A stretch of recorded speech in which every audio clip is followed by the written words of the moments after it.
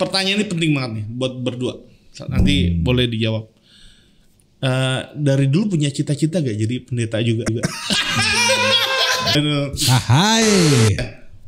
Enggak lah.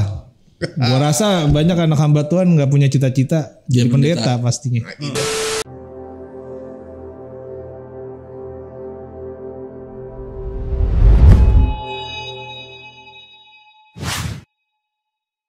Anak hamba Tuhan. Nah, oke, hari ini kita ngomongin anak hamba Tuhan. Anak hamba Tuhan. Banyak orang tuh mikir orang hamba Tuhan tuh anaknya tuh pasti seperti bapaknya atau ibunya, ya kan? Jadi kalau bapaknya itu pendeta, anaknya harus kudus. Iya. Gitu kan? Bapaknya pendeta, anaknya harus pendeta, bukan pendekar nih. Bukan ya? pendekar. Oke, tapi ternyata kita temuin nih dua teman kita yang ternyata bapaknya pendeta, dipakai Tuhan luar biasa. Oke. Dulunya sempat jadi pendekar nih. Oke.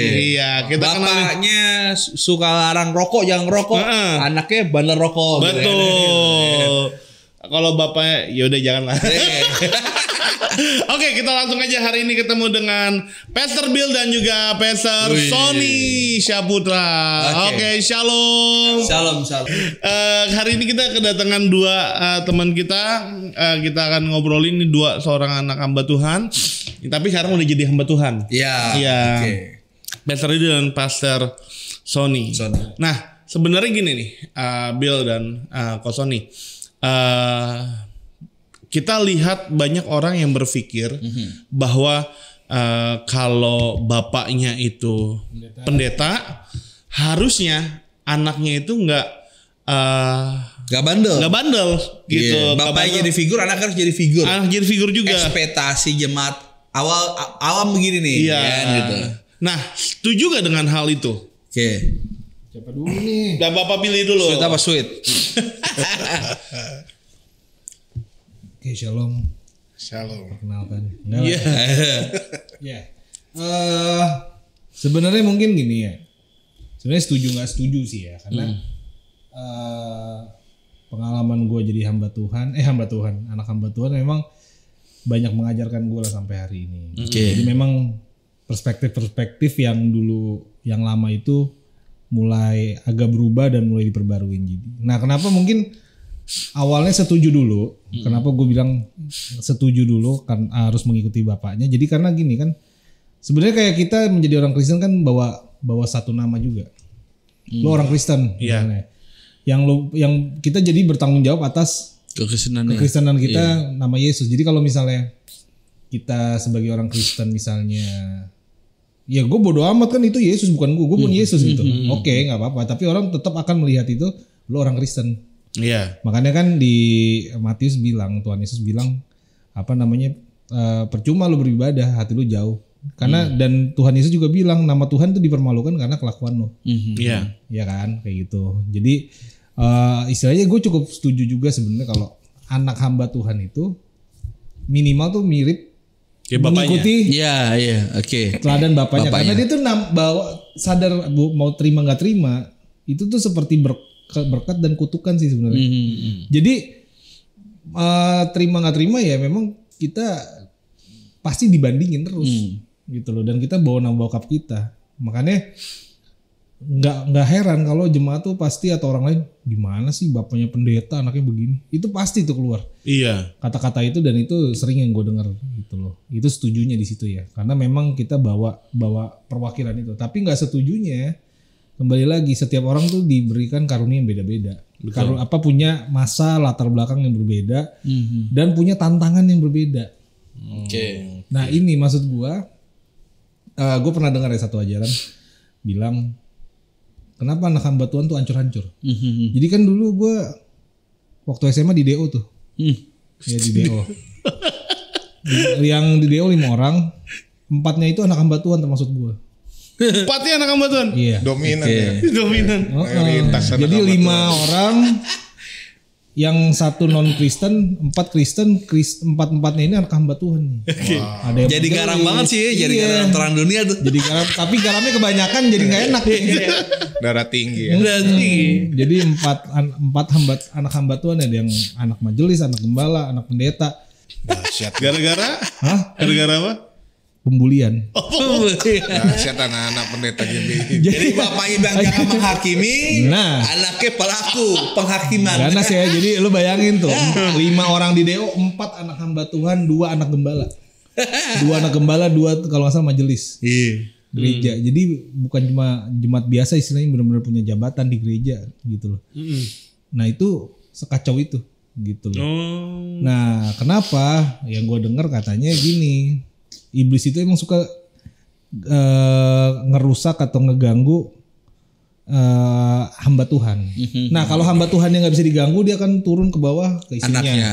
Kalau istrinya nggak bisa, anaknya. Kalau anaknya nggak bisa, mungkin apa tuh saudaranya atau mungkin sampai pembantunya.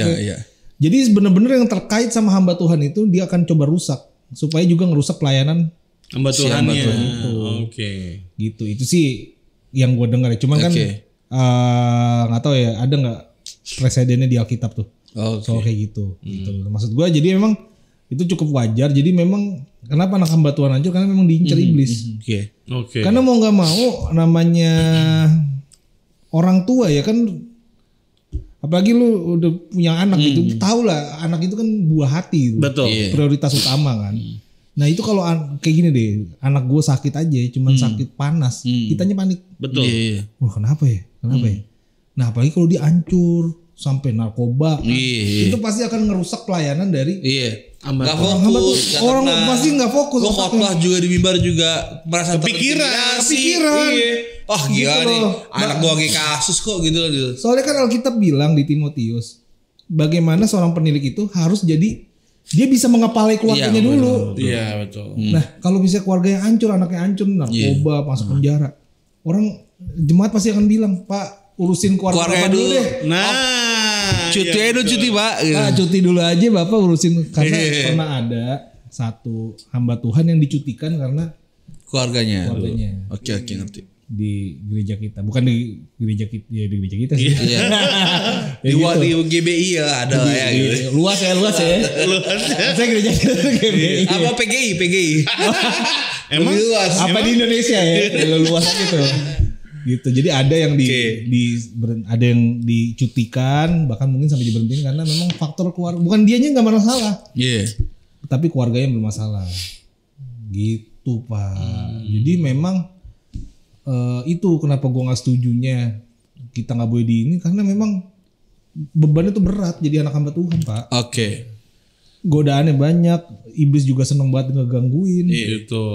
Nah sama kedua, setiap orang diberi talenta yang berbeda, bosku. Nggak semuanya anak hamba Tuhan harus jadi hamba Tuhan sih. Betul gitu loh. Jadi memang nggak bisa lah kita main menghakimi judge orang aja. Begitu bosku. Itu sih dari aku ya. Kalau dari Kak Sony gimana? Apakah memang seberat itu bebannya gitu jadi hamba Tuhan, anak hamba Tuhan? Menyandang label seorang anak hamba Tuhan di range umur yang seperti itu, gua rasa berat sih. Karena itu lagi proses pencarian jati diri kita kan. Betul. Emang sadar-sadarnya umur berapa tuh? Misalnya gue anak hamba Tuhan nih gitu. SMP kah? SMA? Kalau sekedar tahu mah dari kecil tahu. Tapi sadar karena lihat papa khotbah gitu. Betul. Ada suatu pertanyaan sih. Terus kenapa ya? Kalau gue anak pendeta nggak ada urusan, bokap gue ya bokap gue ya gue. Kalau dulu begitu mikirnya. Karena ya gue mikir kan 1 Korintus 15:33 kan bilang gini ya, janganlah kamu sesat, pergaulan yang buruk kebiasaan yang baik, pergaulan yang buruk merusak kebiasaan yang baik. Nah kebetulan circle persahabatan gue dari SMP itu hancur, dari SD malah sebenarnya. Temen gue gitu loh. Nah ternyata lebih kan kuat-kuatan nih, influence-nya lebih kuat Hopeng atau Besti atau orang rumah nih. Ternyata kalau kita kan anak-anak muda lebih apa-apa mainnya sama temen gitu ya. Jadi lebih ngedenger temen, ngikutin polanya, template-nya mereka gitu kan. Nah jadi bokap gue tiap pagi ngajak doa pagi, gue nyampe sekolah udah beda person gitu. Nah jadi kalau ditanya setuju gak setuju ya dalam hati nurani, hati kecil sih setuju. Ya gue harus mencerminkan seorang anak hamba Tuhan. Betul. Tapi nggak mampu mewujudkannya gitu loh. Tapi sadar ya. Sadar sih sadar. Iya. Tapi secara nyata nggak kuat juga tuh. Nah, dari nyata. Betul. Orang menurut ya kan? Nah, daging lemah gitu. Jadi benar-benar lemah lagi nyerah. Iya, serius. Oke. Jadi itu mungkin refleksi buat gereja-gereja ya. Iya sih. Mentoring itu penting. Oke. Jadi mentoring nggak cuma urusan biblikal, Iya. tapi kayak seharian ya mentor mesti kerja, mesti berguna gitu. Jadi anak Tuhan, jadi kakak rohani harus berguna sebagai kakak gitu loh. Iya. Nah karena waktu itu tumbuh kembang gua kebetulan ya karena anak gembala ya, nggak ada mentor yang kuat juga di gereja nanganin gua. Oh gitu. Iya. Takut juga. Ntar dikenain sanksi urusannya sama gembala gitu kan. Ketua juga nyerah kali. Nyerah. Ketua GC nyerah. Dan gak ada yang gue denger sih selain bokap gue juga gitu ya? di gereja. Iya. Gue cuma takut mungkin lebih takut sama orang tua ya daripada sama Tuhan kalau dulu ya. Karena kan kelihatan gitu. Tuhan ntar dulu lah, masih bisa dinego kan gak kelihatan. Yang kelihatan dulu kayak gitu. Jadi intinya influence lebih ke teman ya, pergaulan. Ya. Kalau gue pergaulan. Tapi ini gak sih bokap tuh selalu kasih teladan. Oh iya. Gitu. Iya. Tapi pasti lah kayak Bill cerita kan sama beberapa kali juga, mungkin juga ke Sony juga. Jadi nilai-nilai yang dikasih orang tua itu nggak bakal dilupa kan. Banyak hal yang cerita kan gitu. Padahal waktu dikasihnya itu posisi lagi pada kacau-kacau tuh. Iya. Ya kan? Tapi nilainya nggak pernah hilang. Nah itu kan gitu. benih yang ditabur. Iya. Semua tertanam. Nuainya pas sekarang. Besar rokok baru bertumbuh nih. Setelah ada yang disebut mungkin dengan pengertian ya. Iya. Khususnya roh kita yang mengerti gitu loh. Jadi baru bisa nyambung nih. Oh ini maksud bokap gua dulu gitu. Oke sih. Berarti nggak bisa dihakimi juga ya. Iya. Misalnya kalau ada hamba Tuhan anaknya mungkin lagi hilang, jangan langsung dihakimi itu. Kasihan hamba Tuhannya kalau dihakimi gitu kan. Tapi emang itu sih, maksudnya kan kalau gue sekarang ternyata masa lalu yang gue yang buruk itu jadi berguna. Yes. Iya. Karena anak-anak yang kita tanganin juga gitu ya bro ya. Setuju. Melayani buat melayani Yang anak muda. yang kasihannya kalau dari kecilnya rapi, lurus, gedenya baru digoda-godain nih. Aneh-aneh. Temen gue ada yang sampai meninggal karena OD kan, overdosis. Waktu dia SMA tuh nggak bandel. Jadi kayak telat bandel. Iya. Pas kampus baru. Jeder. Iya sih. Begitu. Nah, mungkin gini kali. Gue pernah denger ya Dok, dari orang gitu bahwa kalau Namanya siapa Dok? Aduh, gue lupa. Depan. Jadi zaman dulu itu ketika namanya zaman perintisan gereja di Indonesia itu banyak hamba-hamba Tuhan yang sekarang yang Tuhan pakai dengan luar biasa yang sukses dalam pengembalaan. Jadi pendeta besar. Ya jadi pendeta besar itu benar-benar fokus kepada perintisan. Nah, apakah itu ada faktor berpengaruh bagi anak jadi ini ya? Iya, mungkin kehilangan figur, kehilangan apa? Mungkin di orang tuanya banyak keluar dan segala rupanya gitu loh. Mungkin dari Kak Sony dulu kali. Oke. Gue nggak bisa bilang ya atau tidaknya, cuma yang gue alamin aja, yang gue rasain. Ini berpengaruh banget sih buat tumbuh kembang gue lah secara khusus. Apalagi gue perlu circle buat gue brainstorming, gue tukar pikiran gitu kan. Apalagi gue tuh sebenarnya pengennya punya koko dulu, tapi nggak dikasih, adanya Cici. Kurang nyambung, gue sama Ciko kurang nyambung. Dia anaknya pinter banget, yang akademik banget, ya kita yang orang lapangan gitu kan. Dari kecil udah udah dari kecil tuh udah bakatnya DC gitu loh. DC apaan? Debt collector. Field collector. Nah masalahnya jadi kayak kehilangan momen itu sih. Contoh nih paling simpel aja ya. Waktu gue umur 17 tahun. Gue pengen banget kan sekali-sekali ulang tahun dirayain. Pas gue umur 17 tahun tuh. Nah pas di hari itu, ini bokap gue juga malah masih sering dipakai perumpamaan bukan perumpamaan, dipakai cerita ini, story ini waktu dia khotbah. Waktu gue 17 tahun, bokap gue ngurusin jemaatnya lagi lahiran. Jadi plan kita buat makan bareng hilang. Nah terus sejak dari situ kayak trust issue juga. Oke. Ya udahlah, percuma mungkin bokap gue terlalu sibuk ngurus jemaatnya. Ya udah, gue masih punya circle gue sendiri. Dari situ mulai semakin jauh ngobrol sama bokap gue, cuma nggak pernah deep talk sama bokap gue. Karena udah males. Momen yang segitu penting aja lu gak ada. Itu buat gue ya, for me ya. Gue gak ngerasa kepahitan sih sama bokap gue. Cuma jadi lebih kebodo amat setelah itu. Cukup tahu kok. Cukup tahu. Iya. Jadi mungkin dari situ awal kebandelan gue muncul terus ya. Kayak gue caper jadinya kan. Biar diperhatiin bokap gue. Jadi dengan cara lu kesal sama gue bukannya sedih, cuma agak seneng juga. Jadi kan lu merhatiin gue gitu. Itu awalnya dari situ. Tapi kalau masalah bandelnya sudah sebenarnya dari SMP, cuma tingkat levelnya tuh masih yang wajar lah kayak. Iya, setelah itu baru yang agak abnormal yang setelah itu gitu. Oke. Kalau dari Bill gimana? Nah, kalau gue sebenarnya gak tau kenapa ya, otak gue emang agak beda. Maksudnya dalam arti gue dari dulu emang sukanya sendiri. Sukanya emang independen. Introvert ya. Iya. Tahu udah introvert atau emang ini apa sih itu? Pokoknya nggak suka diatur lah. Si Pamel loh. Jadi memang kalau bokap pergi tuh gue suka malah. Nah gitu. Jadi iya bocahnya emang bebas gitu karena emang gue suka banget lah. Cuman memang kalau dipikir-pikir kenapa gue bandel? Salah satu setelah gue analisa ya sekarang kenapa ya dulu gue bisa sampai bandel? Gue lebih suka sama teman-teman gue dibanding gue sama orang tua. Nah menurut gue karena dulu orang tua gue anggap nggak bisa jadi teman gue. Gak asik ya? Gak asik. Jadi gue lebih cari bocahnya itu lebih cari keseruan di luar di rumah. Nah makanya inilah yang akhirnya sekarang gue sadar dan gue terapin ke anak gue. Nah gue udah meniatkan di hati. Pokoknya sahabat pertamanya anak gue adalah gue. Betul. Makan sama orang berdosa. Tujuannya tuh jadi figur kan. Itu. Bukan Yesus untuk jadi orang berdosa. Tapi dia menunjukkan bahwa dia adalah teman. Tapi jangan salah sangka ya, bukan berarti gue mengizinkan ini untuk ngerti. Minum. Maksudnya gue ngerti gue pribadi lebih suka gini. Arahnya ke pendampingan. Iya.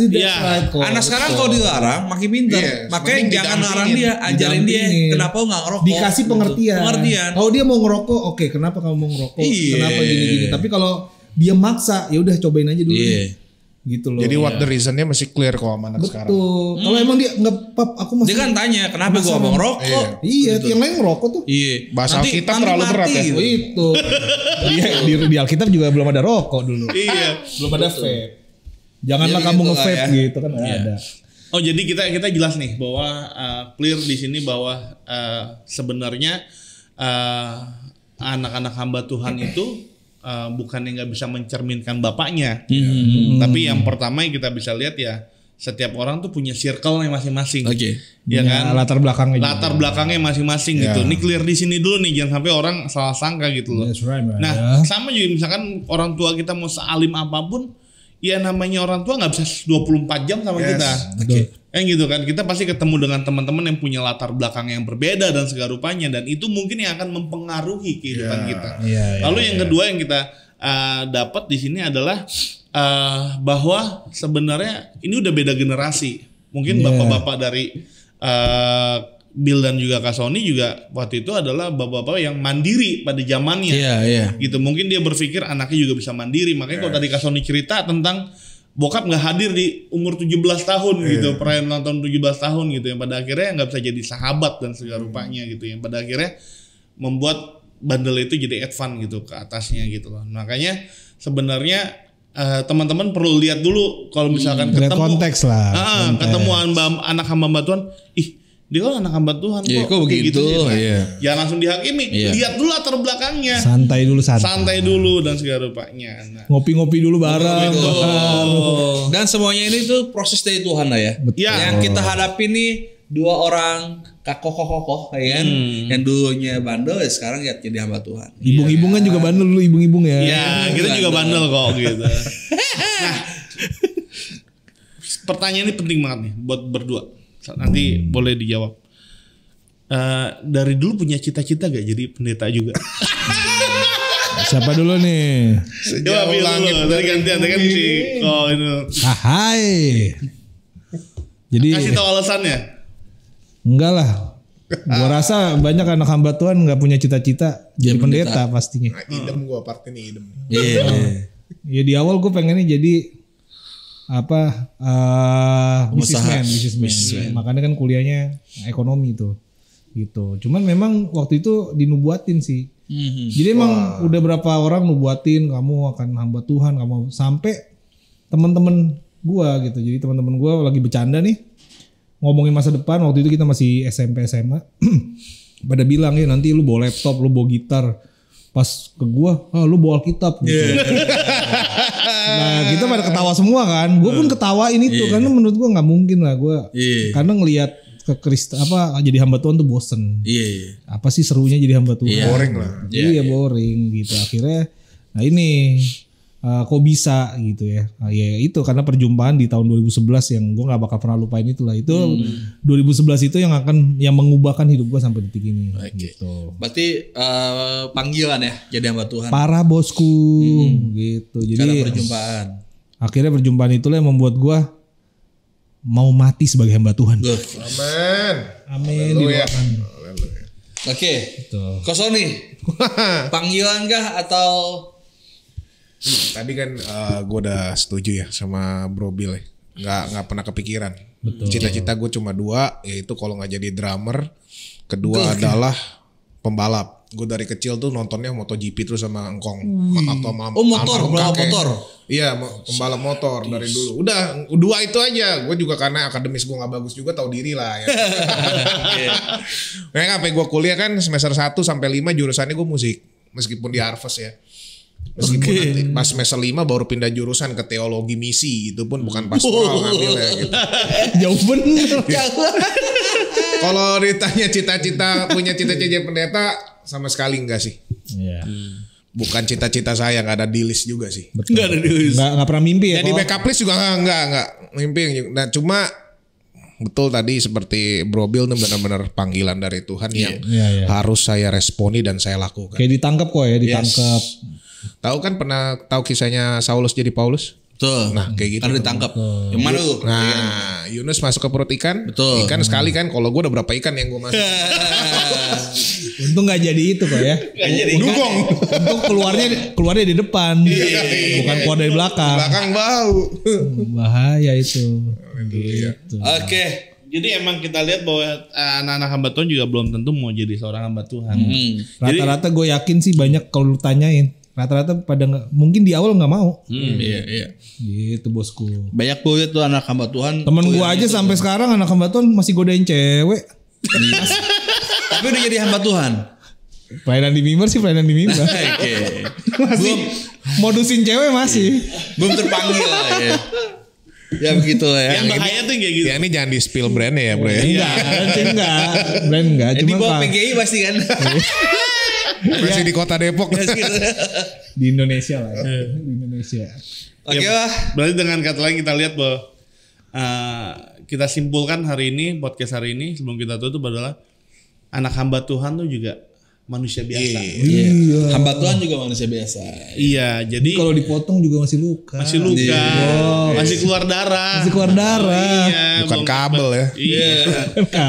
Iya dengan kata lain, kalaupun anak-anak hamba Tuhan melakukan kesalahan adalah sesuatu yang normal. Kayak manusia biasa melakukan kesalahan. Ya, betul. Tapi yang kita lihat adalah bukan yang dulunya, tapi lihat yang sekarang. Ya. Jangan terlalu dituntut juga lah, jangan terlalu dituntut. Iya, ekspektasinya pokoknya nggak ada kekebalan khusus lah. Nggak ada. Ini nanti anak gue kasihan banding-bandingin si Yehuda kan. Lu papa kamu di mimbar, kamu kenapa gini? Papa kamu di mimbar, cici kamu lihat tuh. Iya, kasihan dia stres aku ntar gitu. Jangan.